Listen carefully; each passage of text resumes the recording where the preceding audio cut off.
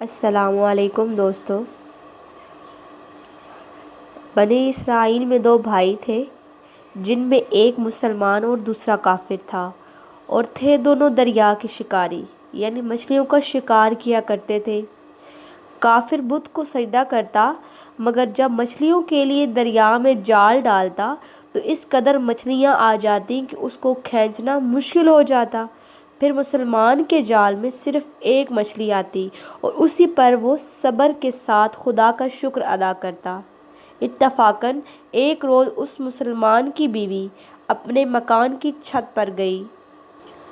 اب اس کی نظر کافر کی بیوی پر پڑی جو زیور اور بہترین لباس سے آراستہ تھی۔ یہ دیکھ کر اس مسلمان کی بیوی کے دل میں وسوسہ پیدا ہو گیا کہ کاش میں ایسی ہوتی۔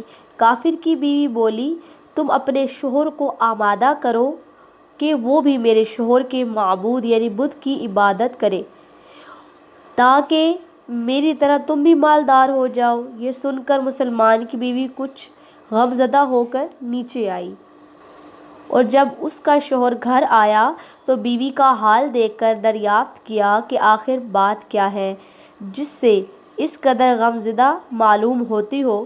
اس کی بیوی کہنے لگی، بس میاں، یا تو تم مجھے طلاق دے دو یا پھر اپنے بھائی کے معبود پرستش اختیار کرو۔ یہ سن کر اس کے شوہر نے کہا، خدا کی بندی، خدا سے نہیں ڈرتی؟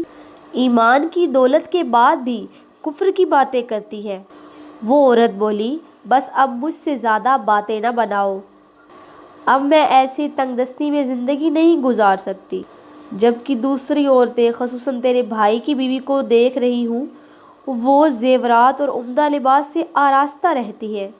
جب اس مرد مومن نے دیکھا کہ عورت ضد پر اتر آئی ہے تو اس کا اصرار حد سے بڑھ چکا ہے تو اس نے عورت کو تسلی دی اور کہا، اچھا، گھبرانے کی ضرورت نہیں، میں کل سے کاریگروں اور مزدوروں میں جا کر محنت کر کے تجھے روزانہ 2 درہم دیتا رہوں گا۔ اس 2 درہم سے تو اپنی حالت درست کر لینا۔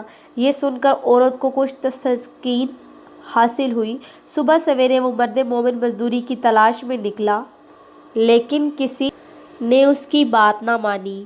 وہ پھرتا رہا، شہر شہر، گاؤں گاؤں خاک چھانتا رہا، لیکن کسی نے اس کی مدد نہیں کی۔ بالآخر مایوس ہو کر وہ دریا کے کنارے پہنچا اور شام تک اللہ تعالیٰ کی عبادت میں مصروف رہا۔ رات کو جب گھر آیا تو بیوی نے دریافت کیا کہ میاں، آج تم کہاں تھے؟ وہ کہنے لگا، میں بادشاہ کی خدمت میں تھا، بادشاہ نے مجھ سے 30 دن کام کرنے کی شرط رکھی ہے۔ اس کی بیوی بولی، آخر وہ بادشاہ تم کو کیا دے گا؟ تو اس نے جواب دیا، میرا بادشاہ بڑا کریم ہے اور اس کے خزانے مال و دولت سے بھرے ہوئے ہیں، وہ مجھے وہ دے گا جو میں چاہوں گا۔ چونکہ اسی طرح وہ اپنے معبود برحق کی عبادت میں مصروف رہا۔ 30ویں رات ہوئی تو بیوی نے کہا، سنو میاں، اگر تم نے مجھے مزدوری لا کر نہیں دی تو تم مجھے طلاق دے دینا۔ یہ سن کر اس کو کسی قدر پریشانی لاحق ہوئی اور وہ 30ویں صبح کو اس نے ایک یہودی سے کہا، کیا تم مجھے مزدوری پر لگا لو گے؟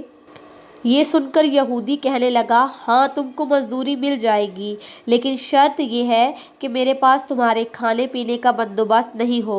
چنانچہ وہ مرد مومن روزے کی نیت کر کے یہودی کے ساتھ کام پر چلا گیا۔ ادھر دوسری طرف ایک آدمی اس کی بیوی کے پاس آ گیا اور اس کی بیوی کو 29 اشرفیاں دیں اور کہا، یہ تمہارے شوہر کی مزدوری ہے۔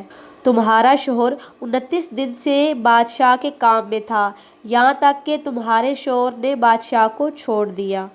اگر وہ 30ویں دن بھی کام پر جاتا تو اسے بہت زیادہ اجرت مل جاتی، لیکن وہ یہودی کے پاس چلا گیا۔ اگر وہ مزید بادشاہ کا کام کرتا تو بادشاہ اس کو مزید اجرت دیتا۔ بس یہ 29 اشرفیاں رکھو۔ اس میں 1 اشرفی اس لیے کم ہے کیونکہ آپ کا شوہر 30ویں دن کام پر نہیں گیا۔ چونکہ وہ عورت ان میں سے 1 اشرفی لے کر بازار گئی۔ سونار نے جب اشرفی دیکھی تو 1000 اس کی قیمت عورت کے حوالے کر دی۔ جب شام کو وہ آدمی گھر آیا تو عورت نے دریافت کیا، تم کہاں تھے؟ اس نے جواب دیا، آج میں ایک یہودی کے ساتھ کام پر تھا، اس کی بیوی نے کہا، آخر بادشاہ کی خدمت ترک کر کے تم دوسرے کی خدمت کیوں کرتے ہو؟ اور پھر اپنے شوہر کو اشرفیوں کا واقعہ سنایا، جس کو سن کر وہ مرد مومن روتے روتے بے ہوش ہو گیا۔ جب اس کو ہوش آیا تو بیوی سے کہنے لگا، افسوس کہ میں نے بادشاہ دو جہاں کا حق اپنے اوپر لازم نہ کیا۔ اس کے بعد آدمی نے عورت کو چھوڑ دیا اور پہاڑوں پر چلا گیا۔